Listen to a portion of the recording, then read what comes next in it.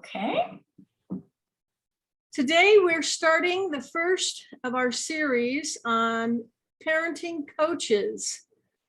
And I am delighted and honored to be able to welcome Dr. Sally Goldberg. She is an author and a pioneer in early childhood education. Dr. Sally, welcome. Oh, thank you so much, Emma or Emma Lou. This is a pleasure to be here, and I'm delighted to share whatever information I can with everybody. Well, from what I've seen, you have a great deal to share, and I'm excited to hear it. And I love to hear the story. I know you started out as a first grade teacher. I'm a retired school teacher, so right there's a kinship. But tell us about what led you to become the early childhood education pioneer. I'll tell you what led me to that. Something a lot of people relate to, being a mom or becoming a mom. When your baby is born, someone else is born at the same time. And that's you. You are reborn as a parent. And a parent has a power. The power is to do anything and everything possible for the well-being of your child. So that's the beginning. You don't know you have that power, but you watch it develop. So in my case, my daughter, who, well, it's a lot of years ago, we don't have to say the number, born a lot of years ago, before there was any official help for people born with a developmental delay. There was a handful of programs here and there. They were not very impressive. And every place I looked threw me back to the power. That's what I started to feel. That, no, that's a nice teacher and they want my child to stay there all day long. They want to do all these exercises with her, but she won't be with me. That's no good.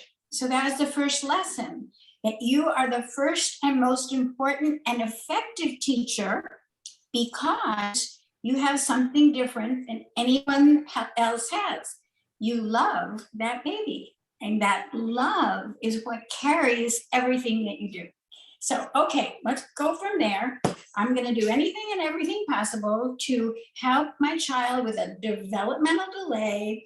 That means she's behind the starting line in a lot of areas. I want to help her get up to the starting line and move ahead. So, okay, what do you do? What any parent, back to normal here, what do? Read all there is to read about this particular situation. And I have to report there was very little. There were 3 books. There was one called The First 3 Years of Life, and it was excellent. Dr. Burton White, forerunner in the field, and he laid out everything that was important to do for a child in those years. It was a terrific start. And so then I kept looking, and there was another wonderful book. It was called Loving and Learning. And I learned a lot from that book. And then there was only one left. It was called Teach Your Baby to Read. And that was intriguing, but I wasn't quite ready for that. So I had my 3 books and my information, and I had to start. I was going to learn all these things and do them. I just want to make a comment. I love the quote that says, a concerned mother does more research than the FBI. Oh, I love that. And that sounds like you. Oh, what a wonderful thing to say. So probably yes. And of course, unbeknownst to the mother, because she's doing what I said, anything and everything possible. So after getting the FBI information, then I look for all the toys or tools that I could use. And at that point, there were little to none. So then, not only did I have what I read, I said, I better make everything that there is to make to help my cause here. And so that was the next step, and I did. So I read all there was to read, I made all there was to make, and every day, whatever it was, always in the back of my mind was fostering this goal, being that FBI agent. And so this is the best part of the story. You like this is the best. So I'm out shopping one day, and it was a store in Miami, Florida. It was called Luminaire, and it was a Finnish furniture store from Finland. So it was kind of very modern at the time. And I went in that store to look for a lamp. I was newly settled in Miami. That was my home at the time. And I needed a lamp for a family room. And I walked in that store. So I walked in the door, and it was all quite interesting. I looked around, and all of a sudden, in the corner of my eye, I saw in the back of the store a set of 3 rounded shelves. And then something drew me to them. I went over closer, and there was a sign on the middle shelf, and it said, "Educational toys for babies." Now, this is the Finnish furniture store, but it said educational toys for babies. And believe it or not, this many, many years ago, there was no such term. It was not a known entity. And so I looked at the sign, and there were 3 shelves, and I was kind of quizzical about what they were, what they could possibly be. And then a very nice salesperson saw my quizzical look, and he said, "May I help you?" And I said, "Yes." I said, "What is an educational toy for a baby?" And he said, "Oh." And he took this off the shelf. And he said, "This is an educational rattle." And at that time, a rattle was about the least educational thing that you would think about. But he said that. And I said, "Well, what do you mean by that?" And he said, "Oh," he said, "every other rattle you could buy, you can't see what makes the noise. This one, you can see it." And I thought, wow, that's wonderful. I don't want my baby to miss that, so I'll take it. And I did. And then there were 2 more shelves. So there was a top shelf. And he took down from that shelf, it was something that had a rope across it, and it had 4 balls hanging down. And there were 2 red and 2 green. And he said, "This toy teaches cause and effect." And I said, "Oh." And he said, "Look, if you pull down on the green one, the red goes up. And if you pull down on the red one, the green goes up." And I thought, wow, I don't want my baby to miss that. And I took it. And then there was 1 more shelf. And this one had a set of wooden blocks, the wooden links. They were like blocks. And you could twist them in different ways. And they were way beyond what a baby would need. But I knew that my baby would get there too, and need to learn from that toy, just like she would need to learn from the other concepts that I didn't want her to miss. And so I said, as you can well imagine, "I'll take it." So I went home with the 3 toys. Oh, and yes, the lamp for the family room. I got that too. But I walked out the store that day going in a new direction. I learned that everything a baby sees and experiences teaches and is important. Oh, And so yes. I knew that I had to make a program for her that she would experience and play and learn from. And so that's what I learned when I walked out that door going in a new direction. And so that is such a significant part of what I do now, even surprising myself with that experience. Because if you look on my website, which is Parenting with Dr. Sally, it says everything a person does is important. And every parent should know how to provide the finest experiences. And then at the very end, it says, there's not a moment to waste.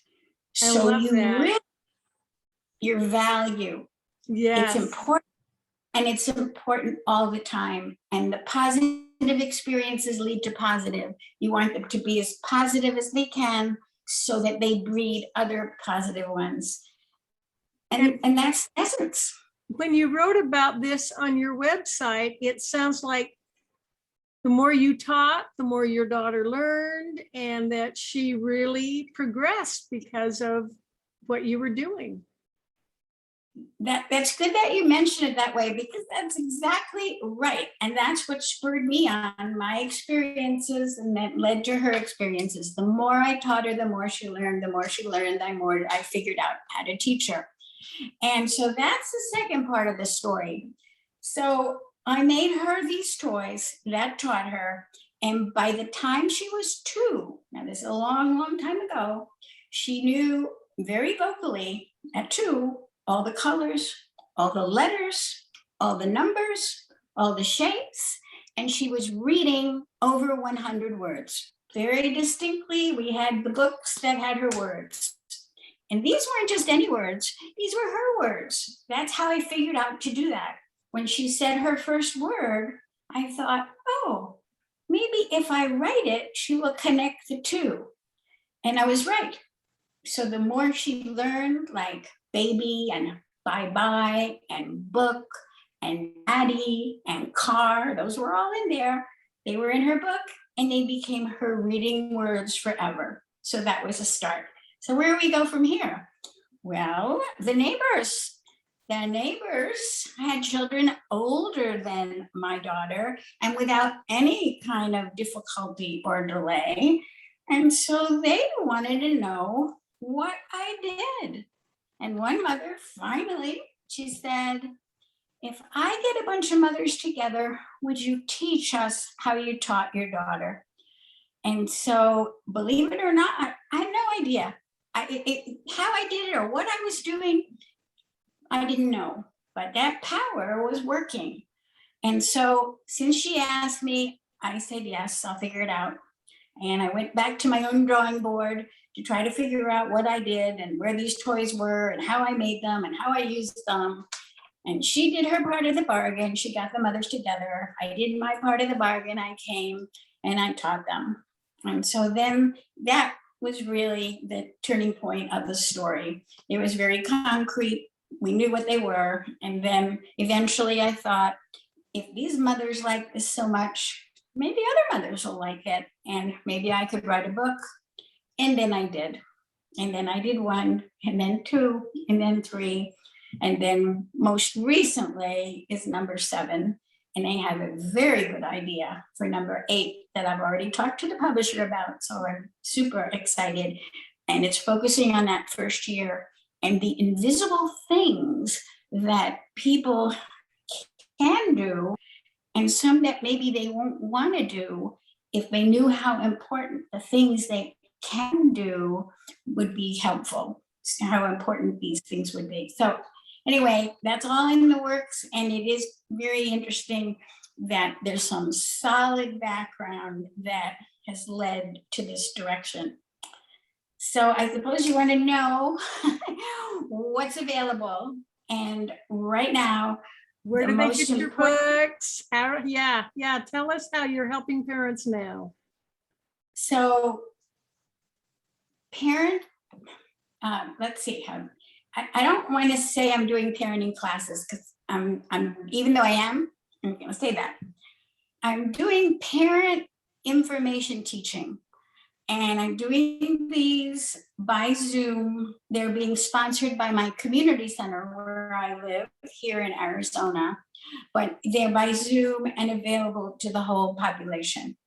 And so these are focused on in baby, child, parent, child, any age child interaction that keep the baby, child, person as healthy and active and interactive as possible. And so look at it another way. You have a program that's called Achieve parenting success. And it has 3 arms to the program, different ways by age and stage to keep the body tuned. And then you have different ways by age and stage to keep the mind tuned.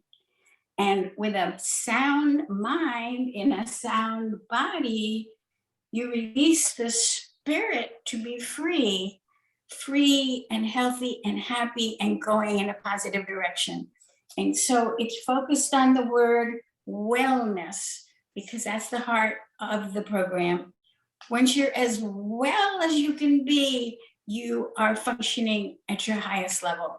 So it's ages and stages, and within this framework that produces the wellness that's so important today.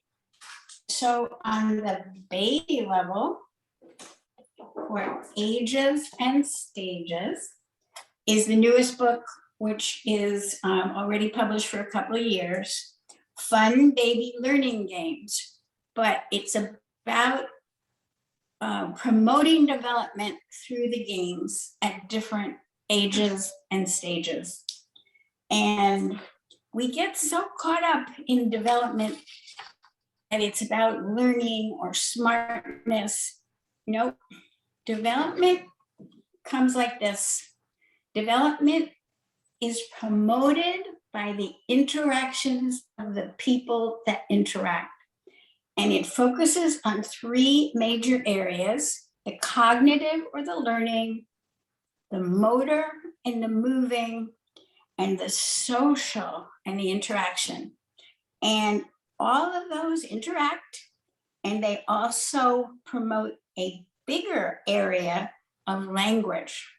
And then language interaction then helps to create the end or the final stages of who we really are.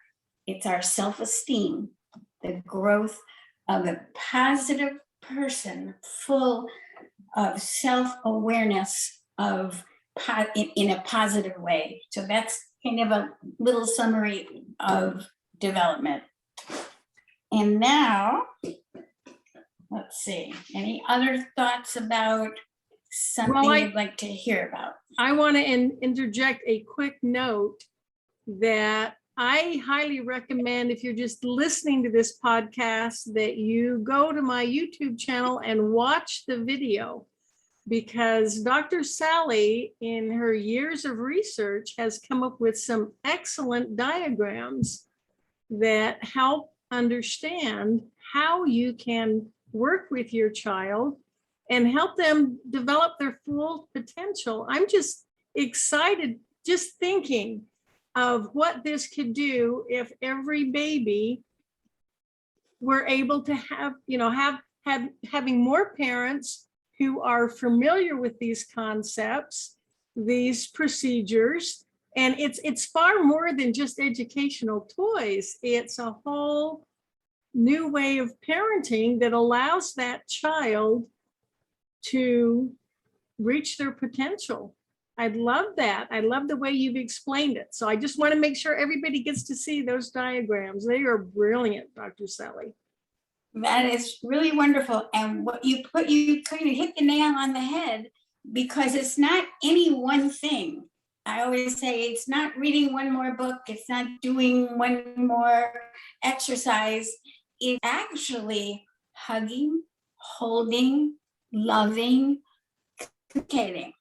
So if you know that that's the main thrust of what you need to do and want to do, you're never going to run out of things to do. It will all come from inside. And then if you know it's such a broad concept of learning and motor skills and social skills. And remember, the big circle was language. And here's what you'll love to hear. This is what you'll love to hear, that when you review the literature and you look at it from this point of view that I'm talking about, parenting is the input that you provide.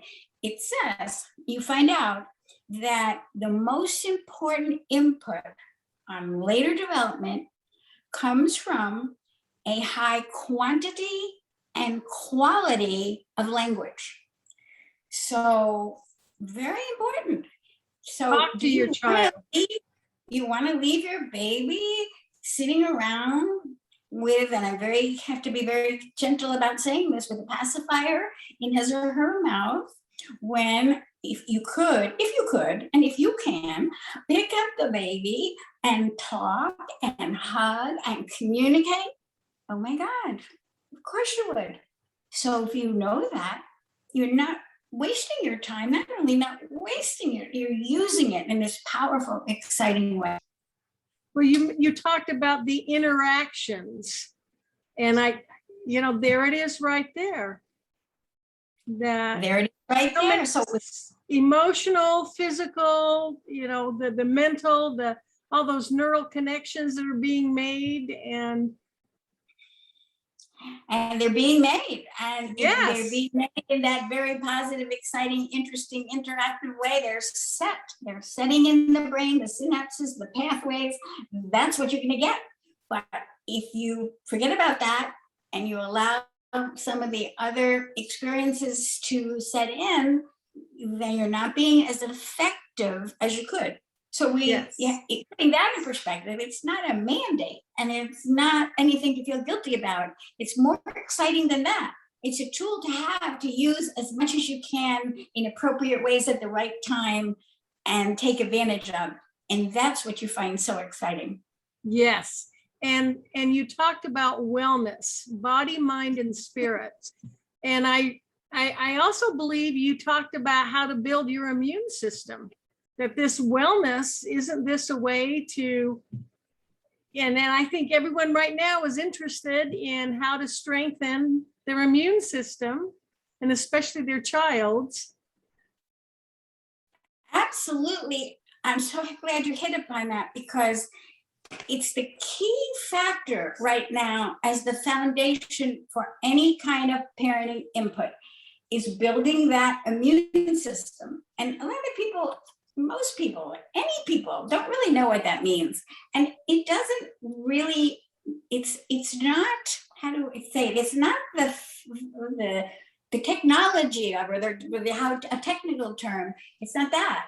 It's what I talked about before, the parent-child input focused on 4 areas. So breathing, movement, food, and sleep. Those are the 4 areas of input that need to be as high level as you can possibly make them all the time. And the good part about that is you do them all the time. We all do.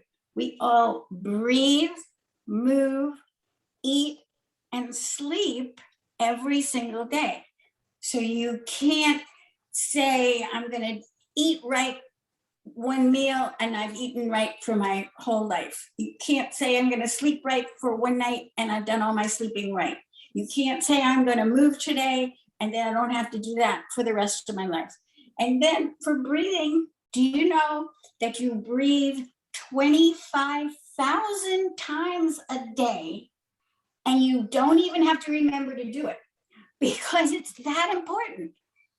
But what we can do is learn breathing techniques, believe it or not, that build and strengthen the lungs. And that's a key word for today. If you learn about deep breathing and breathing in certain ways that are beyond the 25,000 that we don't know about, we can add a whole bunch every day, all day long, that we do know about. Deep breathing, relaxing breathing, calm breathing. And that's what builds your immune system. So I'd like to say it even one more way, is that we all have air to breathe. That's what we breathe. We breathe air. We don't breathe specific chemicals. We breathe air. And here's what happens. When you breathe in the air and you breathe in a strong way, it helps your blood system circulate that oxygen and other nutrients all throughout your body to keep it well. And that's why it's so important to be aware that breathing and breathing in a strong way is a way to keep your immune system, not only a way, it's the number one, it's on the top. We want to pass that on to children, techniques so that they know about it for their breath, and then ways of eating and ways of moving and ways of sleeping, all covered in these parent-child classes that give you tools to use for yourself, of course, and with the right age and stage of your child. Wow. What a powerful gift. So how do parents contact you? Can they find all this on your website? Definitely on my website, which is earlychildhoodnews.net. And that's pretty significant because I keep you up to date with the most current early childhood news. And then also on that website is Q&A.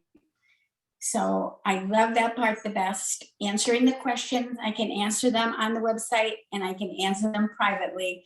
And I have no problem answering them in any unlimited way because I love to. But the most exciting thing that I do is answering those questions and getting the information out.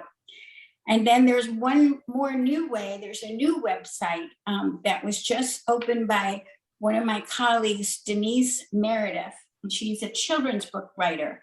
And believe it or not, her website is for parents and grandparents of children ages 3 to 6. And it's encouraging them to read to their children 15 minutes a day. I was going to say at least, but at least is not the right word. And it's not to be a ritual, not to be a punishment. It isn't that. It's wonderful ways about reading to your child. And she asked me to be the parenting expert on that site. And I love doing that, answering Q&A on there, and also relaying that information that I relayed to you, which tells you that the most powerful input for later success in school and in life is a high quality and a high quantity of language. So all that's there, and her website is read2kids, read2kids.us, and that's how that one is. All So right. all the links and all the information and all the contacts, and I hope I communicated some very important and happy information that people can use in such a wonderful, positive way. Oh, you have. Dr. Sally, thank you so much for joining us. Thank you so much for sharing the benefit of your years of research and your wisdom. And remember, I would never have known how important every minute, every second is if I didn't find this by chance. Yeah, and you still have it. Awesome. That's right. Dr. Sally, you have a great day. Okay, thank you. Thanks for asking me to join you, and it was a great pleasure.